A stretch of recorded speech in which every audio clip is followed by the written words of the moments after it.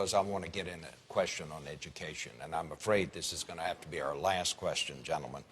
The question is this: the U.S. spends more per capita than any other country on education, yet by every international measurement in math and science competence from kindergarten through the 12th grade, we trail most of the countries of the world.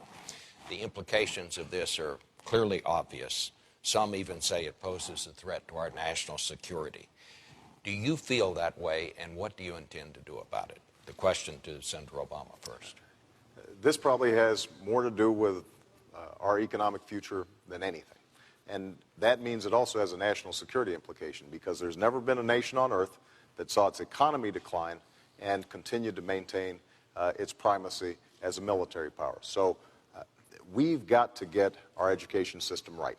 Now, typically what's happened is that there's been a debate between more money or reform. And I think we need both. In some cases, we are going to have to invest. Early childhood education, which closes the achievement gap, so that every child is prepared for school. Every dollar we invest in that, we end up getting huge benefits with improved reading scores, reduced dropout rates, reduced delinquency rates. I think it's going to be critically important for us to recruit a generation of new teachers, an army of new teachers, especially in math and science. Give them higher pay, give them more professional development and support in exchange for higher standards and accountability. And I think it's important for us to make college affordable.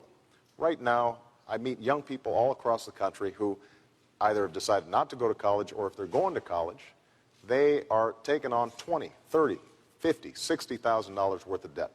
And it's very difficult for them to go into some fields, like basic research and science, for example, thinking to themselves that they're going to have a mortgage before they even buy a house.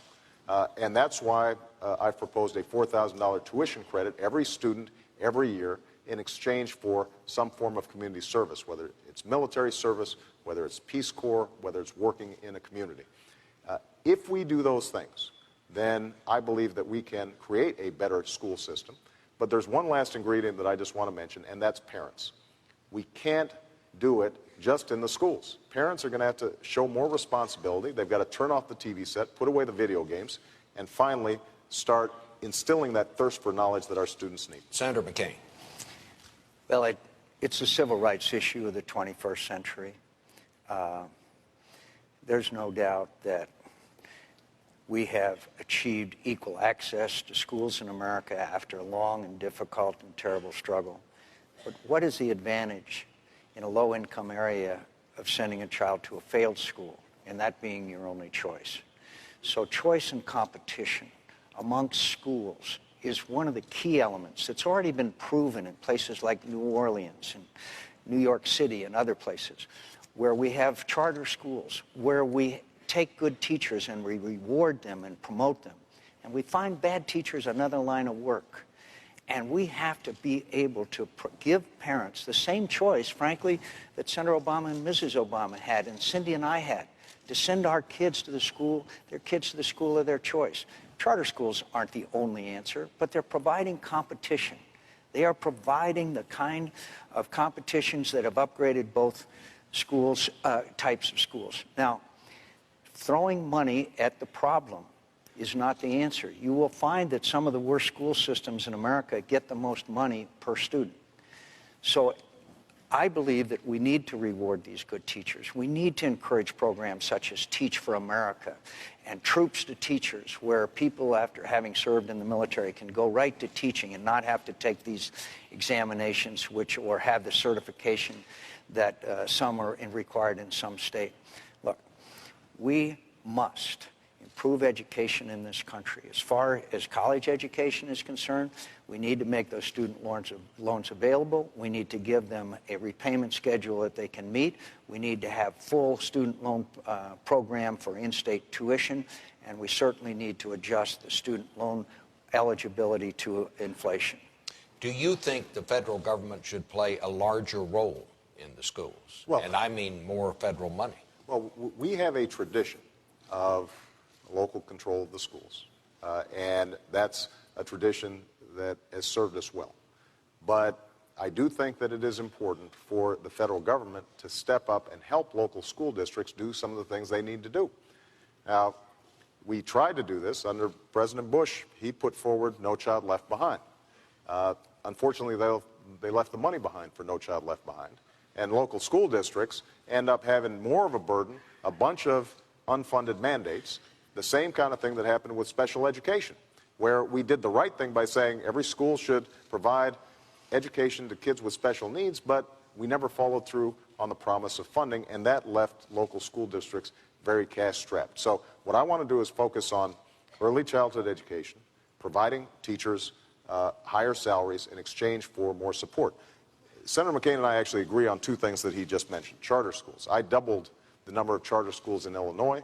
Despite some reservations from teachers' unions, I think it is important for us to foster competition inside the public schools.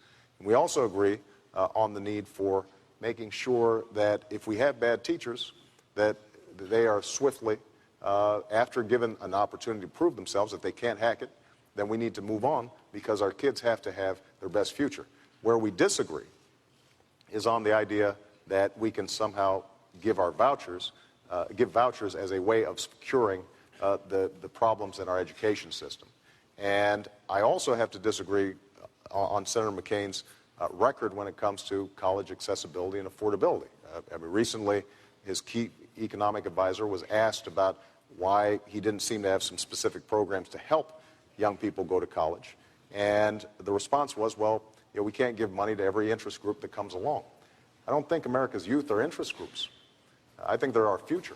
And this is an example of where we are going to have to prioritize. We can't say we're going to do things and then not explain in concrete terms how we're going to pay for it. And if we're going to do some of the things you mentioned, like lowering loan rates or what have you, somebody's got to pay for it. It's not going to happen on its own. What about that, Senator? Well, sure. I'm sure you are aware, Senator Obama, of the program in the Washington, D.C. school system where vouchers are provided, and there's a certain number, I think it's 1,000 and some 9,000 parents asked to be eligible for that because they wanted to have the same choice that you and I and Cindy and your wife have had, and that is because they wanted to choose the school that they thought was best for their children. And we all know the state of the Washington, D.C. school system. That was vouchers.